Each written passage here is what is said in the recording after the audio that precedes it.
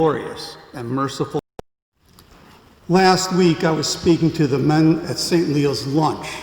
Now that lunch is held here every Tuesday at 11:45 to study the upcoming Sunday readings. The study utilizes the Lectio Divina method of study, reading, meditating, contemplating, and prayer of the Scriptures.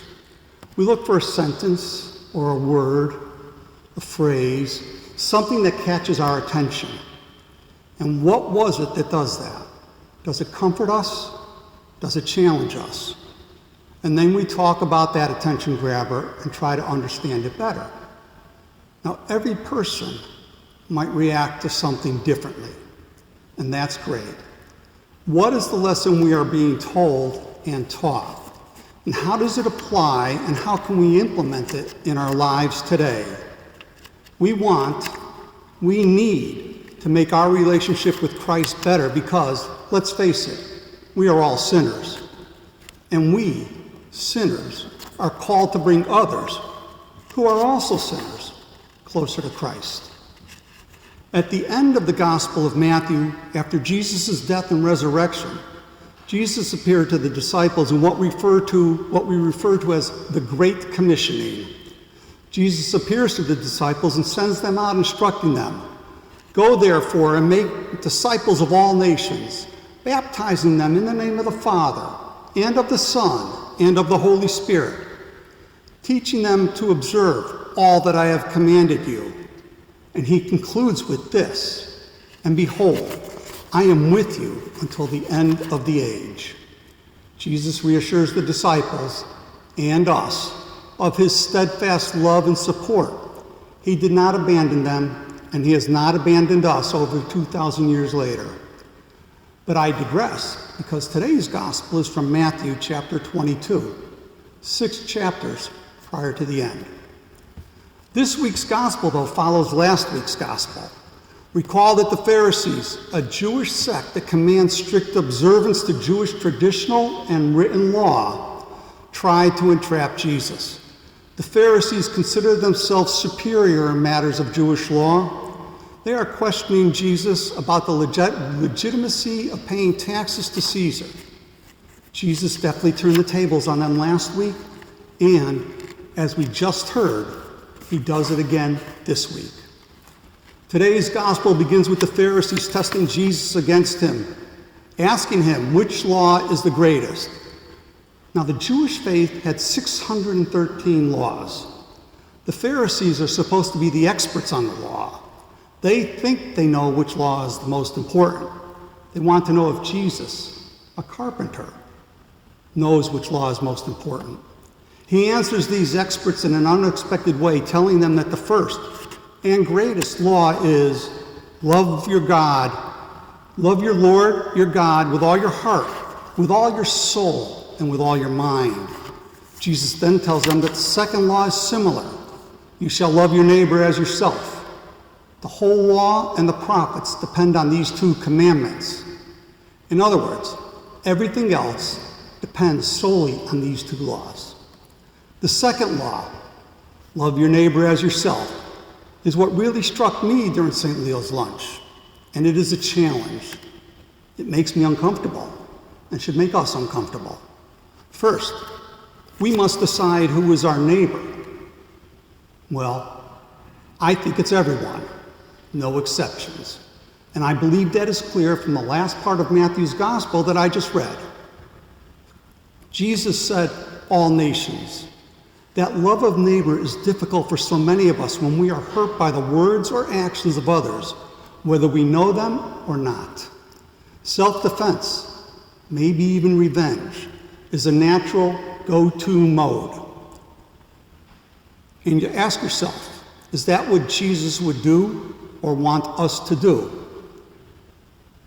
We know the answer is no. In fact, he did just the opposite. At his crucifixion, he called out, "Father, forgive them, for they know not what they do." He is calling for God's mercy on the soldiers who have crucified him, killed him, and divided up his garments. That is what he means by love your neighbor. We are born in his image and likeness, and that is the kind of person he calls us to be. Remember those WWJD bracelets? Well, what would Jesus do? That's the question we must ask and answer in accordance with that second commandment if we are going to fulfill it. And it is not always easy, it is not always obvious. The answer will often be difficult to see and more difficult to do. If Jesus, in his humanity while dying on the cross, can beg God to show mercy to the soldiers, well then, I do not think our mercy can be tested that deeply.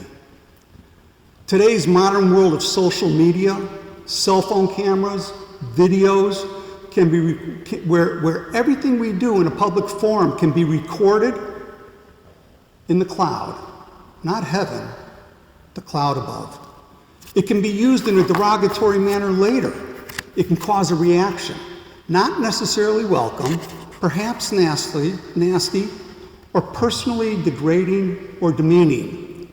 And that can trigger yet another reaction, and it just goes on and on and on, never ending. The grudge of all grudges. That is not what we are called to do. We are called to do the opposite, to love our neighbor. When we do that, they will experience our love through our words and actions. Hopefully, that will enable them to see their own love within themselves and bring about their desire to show their love to others. What do we do when we get a negative reaction, etc., to something we did or said? It is how we handle that first reaction that will determine if we are going to be Christ-like or human in our response. I have a Jewish friend of mine for over 30 years. We have many things in common that we like. We care about each other and our families. One thing we are not in agreement on is politics. We have some lively discussions, and yet we do not let that bother our friendship. He was the first to say to me recently that regardless of differences, he still loves me as who I am, and our friendship cannot be damaged by our differences.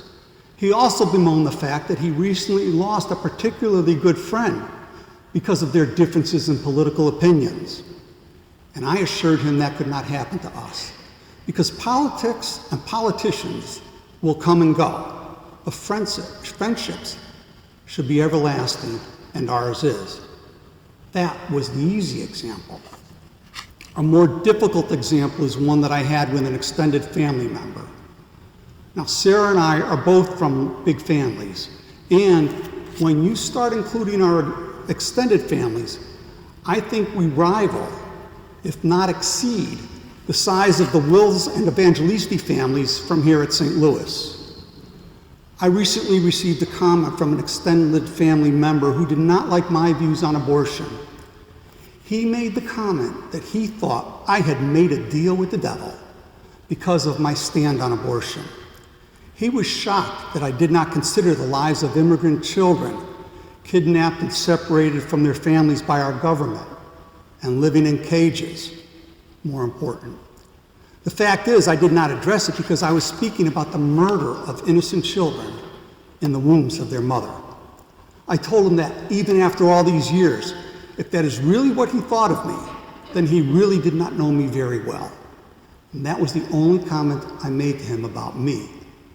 I did tell him that I thought the deal with the devil had been made between the pro-abortion Catholic politicians soliciting for the support, votes, and money of the pro-abortion lobby.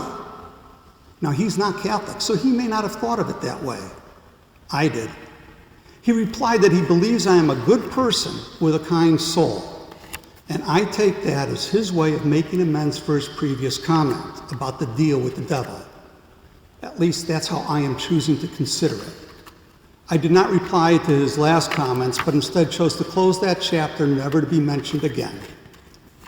Lastly, these last few weeks and months, we have been inundated with politics. It just seems to get nastier. My homily last month said that our faith is being challenged on many fronts. Nowhere does it seem to be under more attack than in Washington, D.C. There are congressional legislatures who are Catholic.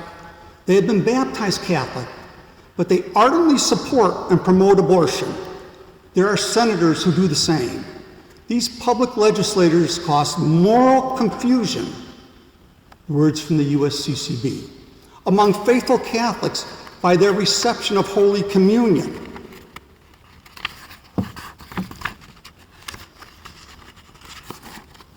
My understanding is that is in violation of the tenets of our faith as outlined in paragraphs 22, 71, 72, and 73 of the Catechism of the Catholic Church.